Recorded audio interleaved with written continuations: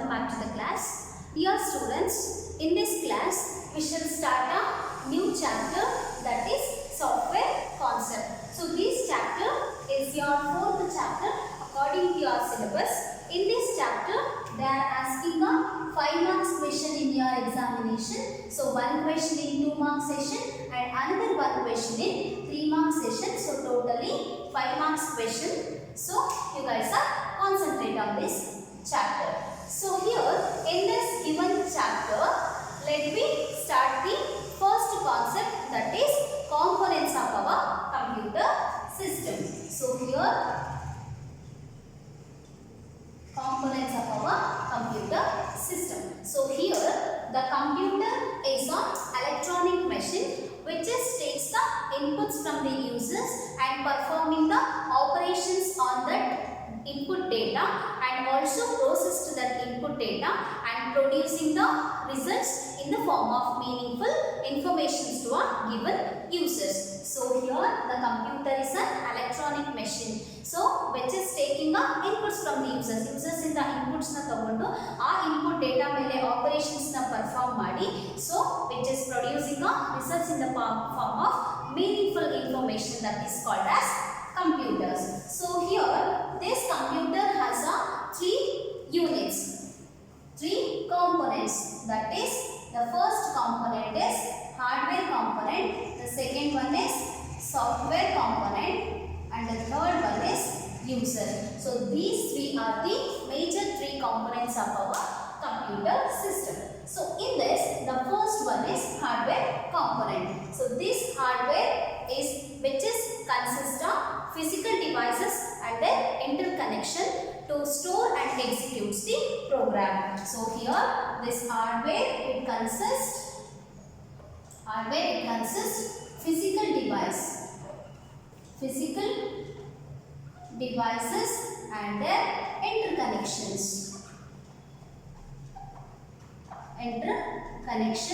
to store and execute the program.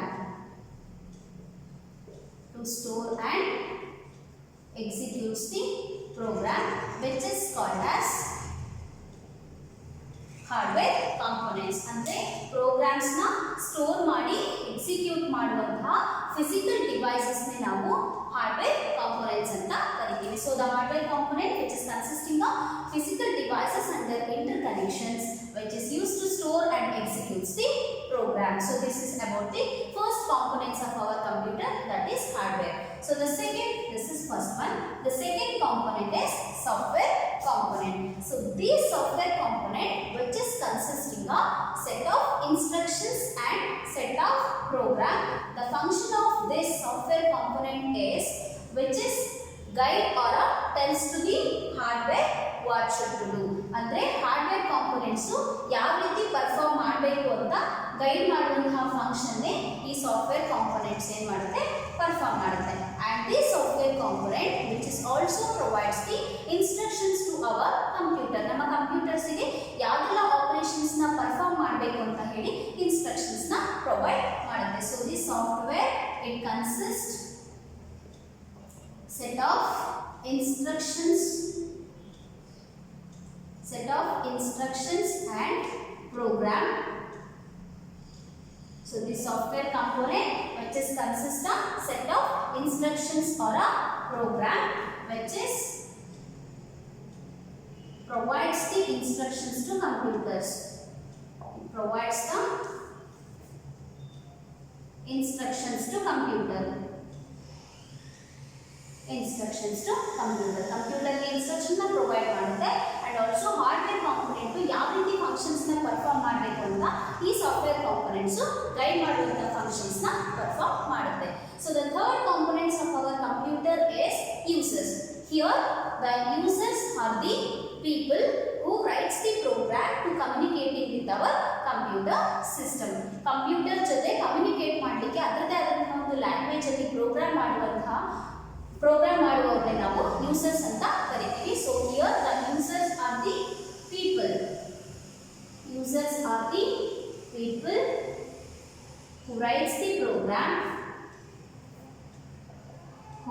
the program to communicating with system.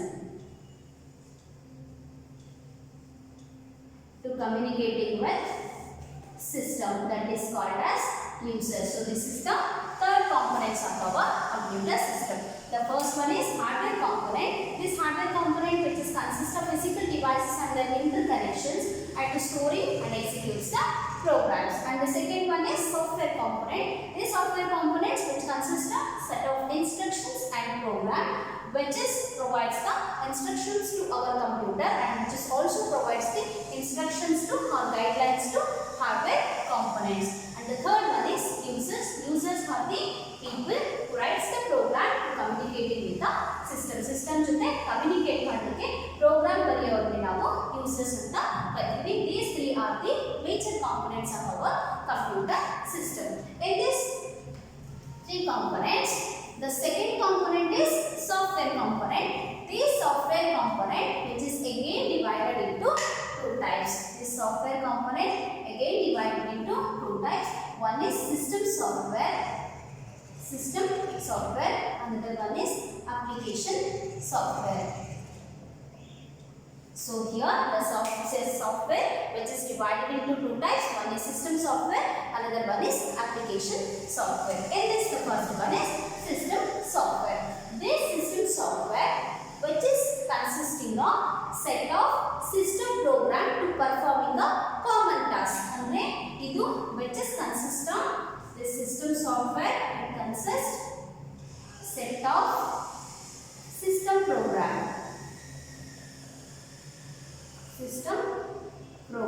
to perform a common task. ಈ system software ಏನು ಮಾಡುತ್ತೆ, system programmes ನ ಒಳಗೊಂಡಿರುತ್ತೆ which is performing a common task. And this system software is hardware dependent. It is hardware dependent. That means system software which is highly depends on the hardware components. ಈ system software ಇದು hardware components ಮೇಲೆ complete ಆಗಿ depend ಆಗಿರುತ್ತೆ. And also the input and output operations of our computer systems will performed by this system software. ನಮ್ಮ computers to input ಮತ್ತು output operation ಏನಿದೆ which is performed by this system software. So this is input and output operations. Input output operations are performed by the system software. Input output operations are performed by the system software, and this system software which is also provides the effective environment to develop and executes the programming languages such as C and C++. C ಮತ್ತೆ C++ language ನ execute ಮಾಡಲಿಕ್ಕೆ ಇದೇನು ಮಾಡುತ್ತೆ, system software ಒಂದು environment ನ develop ಮಾಡಿ ಕೊಡುತ್ತೆ. So this system software which is consisting of set of program to performing a common task, and this which is highly depends on the hardware components, and all the input output operations of our computer systems are performed by this system software, and which is provides the best environment to develop and executes the programming languages such as C and C++. C ಮತ್ತೆ C++ language programming language ನ execute ಮಾಡಲಿಕ್ಕೆ ಒಂದು best environment ನ ಈ system software ಏನು ಮಾಡುತ್ತೆ, provide ಮಾಡುತ್ತೆ. So this is the first type of the software component.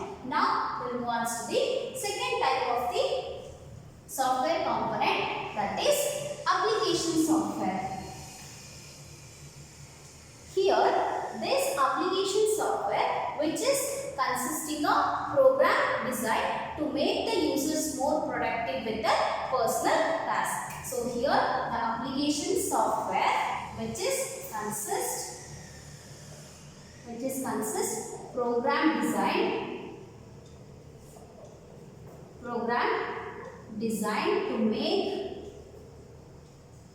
to make users more productive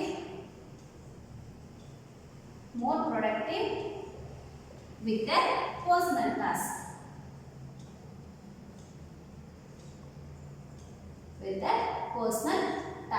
And this application software which can be written in high level language only.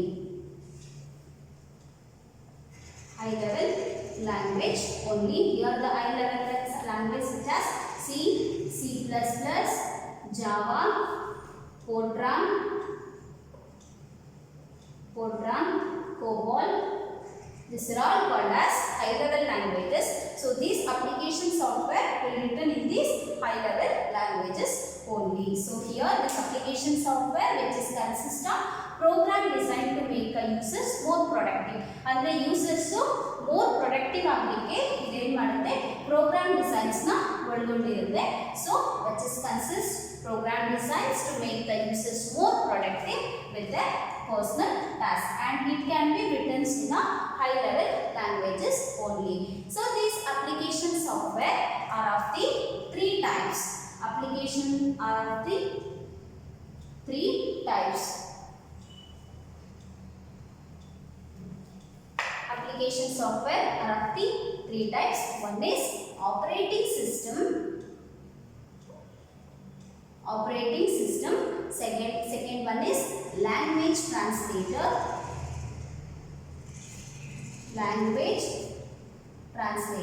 And the third one is utilities. So these three are the types of application software. About these types of application software we'll discuss in the coming session. So okay, now we'll continue to discuss about the another concept, that is computer programming, computer languages. So in this class, let me continue to discuss about the another concept, that is computer language. Computer language. Here, why should we need a language? Because here we should need a languages, because this languages is a medium for the communication. So here language is a medium for communication. Language is a medium for communication. Hence we need a language. ನಮಗೆ communicate ಮಾಡಲಿಕ್ಕೆ language ಒಂದು medium ಆಗಿರೋದ್ರಿಂದ language is must and should we need for the communication. Suppose if you want to communicate with our computer system, it required to we should learn the computer understandable languages. ಅಂದ್ರೆ ನಾವು computers ಜೊತೆ communicate ಮಾಡಬೇಕು ಅಂತ ಹೇಳಿದ್ರೆ ಕಂಪ್ಯೂಟರ್ಗೆ ಅರ್ಥ ಆಗುವಂತಹ languages ನ ನಾವು ಕಲಿಬೇಕಾಗುತ್ತೆ. That languages is called as programming languages. So here the languages is a medium for the communication.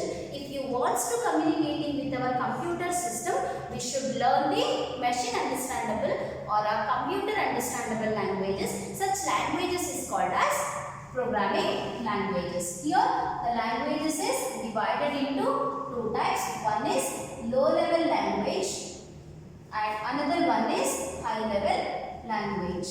So again, these low level languages are divided into two types. One is machine level language, another one is assembly level language.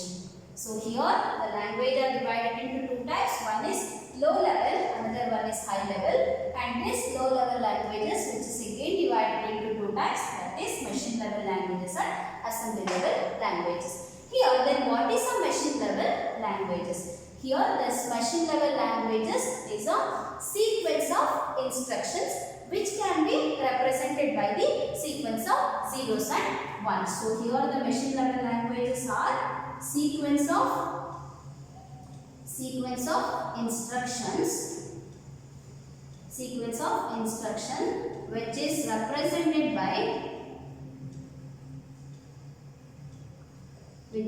represented by sequence of zeros and ones.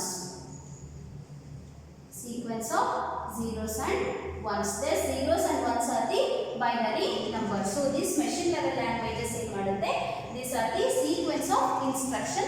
These instructions are represented by this sequence of binary numbers, that is zeros and ones. And this machine level languages which is also stores the sequence of voltages. It stores sequence of voltages, that is either a high or a low in its primary memory. in its primary memory. ಇದೇನ್ ಮಾಡುತ್ತೆ ತನ್ನ primary ಮೆಮೊರಿಯಲ್ಲಿ ಈ machine level languages sequence of voltages and sequence of voltages na store ಮಾಡ್ಕೊಳ್ಳುತ್ತೆ. That voltages either may be a high or a low. So the advantages of this machine level languages is here this machine level languages are work with a high speed because here there is no translations are required. So the advantages of this machine level languages is it is high speed, which is high speed languages because here no translator is required. There is no translation is required. ಅಂದ್ರೆ ಕೊಟ್ಟಂತ instructions direct ಆಗಿ ಯಾವುದೇ translation ಇದೆ ಹಾಗೇನೆ execute ಆಗೋದ್ರಿಂದ ಇಲ್ಲಿ translation ಅವಶ್ಯಕತೆನೂ ಇರಲ್ಲ, ಜೊತೆಗೆ which is work with a high speed. This is the advantages of this machine level languages. So this machine level languages are high speed languages because here there is no translation is required. But is the disadvantages of this machine level languages is which is requires the lot of experience and also knowledge about the internal architecture of the computer system. ಇಲ್ಲಿ disadvantages ಏನು ಅಂತಂದ್ರೆ ನಾವು ಈ machine level languages ಅಲ್ಲಿ work ಮಾಡಬೇಕು ಅಂತ ಹೇಳಿದ್ರೆ ನಮಗೆ ಎಕ್ಸ್ಪೀರಿಯನ್ಸ್ ಇರಬೇಕು, ಜೊತೆಗೆ internal architecture of the computer system knowledge ಸಹ ಇರಬೇಕು. So this is the disadvantages. And another disadvantages is here the program debug is difficult. Program debug is difficult. Program debug is difficult because remembering of the sequence of zeros and ones is difficult. Remembering of sequence of zeros and ones are difficult.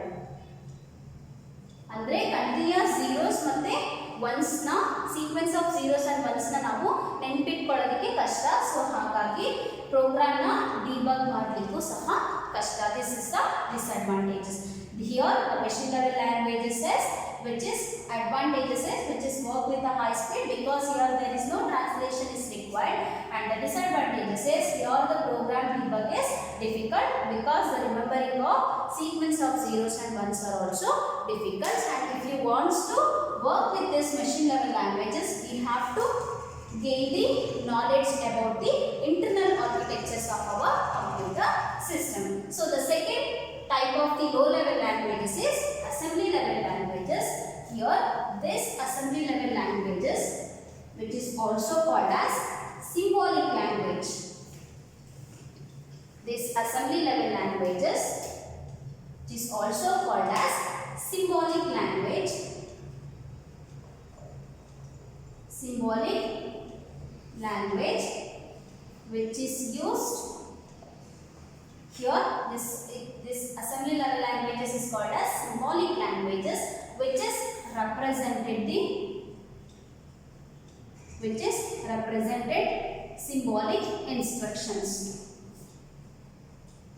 Symbolic instructions. ಈ symbolic language symbolic instructions ಇಂದ represent ಆಗುತ್ತೆ. Thus symbolic instructions called as or referred as mnemonics. ಆ symbolic instructions ಗೆ ನಾವು mnemonics ಅಂತ ಕರಿತೀವಿ. These mnemonics are used to write the code for the different operations. Used to write the code for different operations. ಈ symbolic language assembly level language ನಾವು symbolic language ಅಂತ ಕರಿತೀವಿ, which is used this symbolic languages which is represented by the symbolic instructions.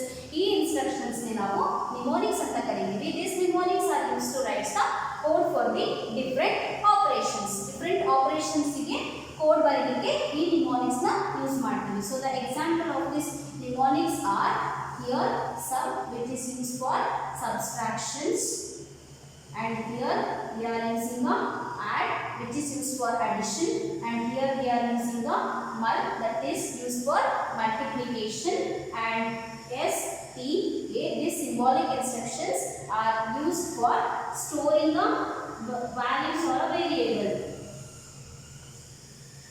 Storing the values in an accumulator. Accumulator ಅಲ್ಲಿ variables ನ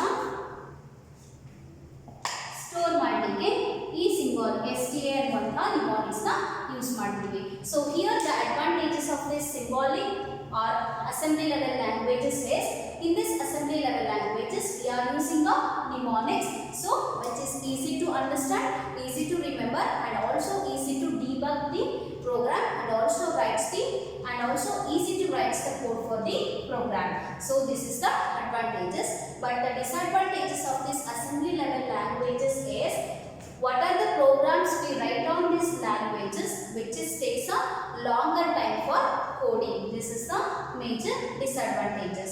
So here this assembly level languages is the symbolic languages which is represent the symbolic instructions. Such instructions this is called as mnemonics. These mnemonics are used to write the code for the different operation.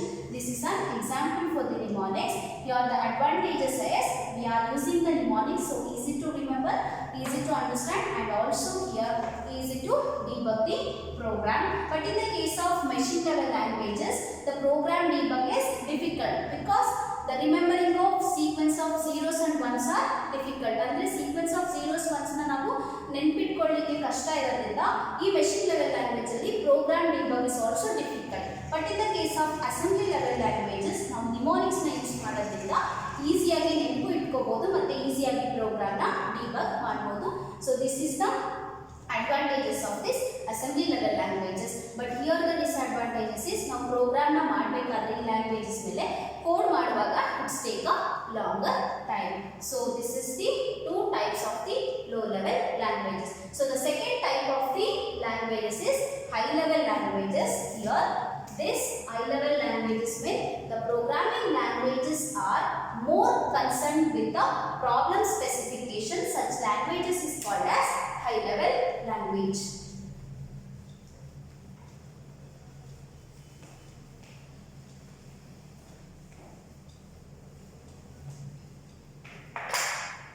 Here high level languages is programming language. Programming languages are highly concerned with problem specification.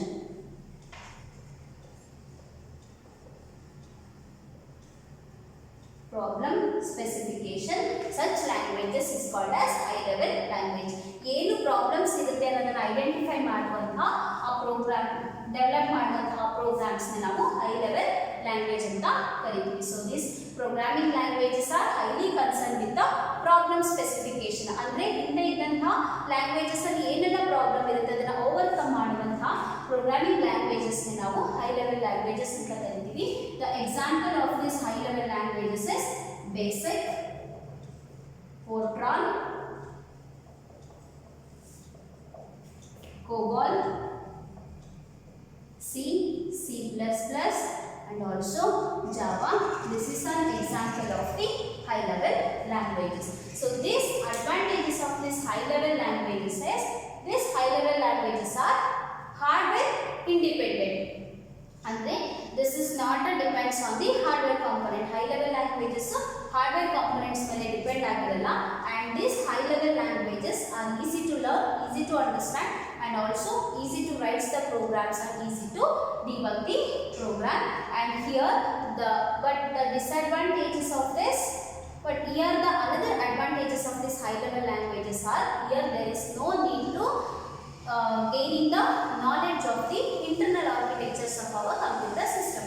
ನಮಗೆ computers internal architecture ಬಗ್ಗೆ ಯಾವುದೇ knowledge ಇಲ್ಲ ಅಂದ್ರೂ we can handle with this high level languages. The three are the advantages. But here the disadvantages is, it must and should requires the translator from converting the source code into object code. Source code ಇಂದ object code ಗೆ convert ಮಾಡಲಿಕ್ಕೆ ಈ high level language ಅಲ್ಲಿ translator requires, and this high level languages which is also requires the more memory space. So here the disadvantages of this high level languages is that is.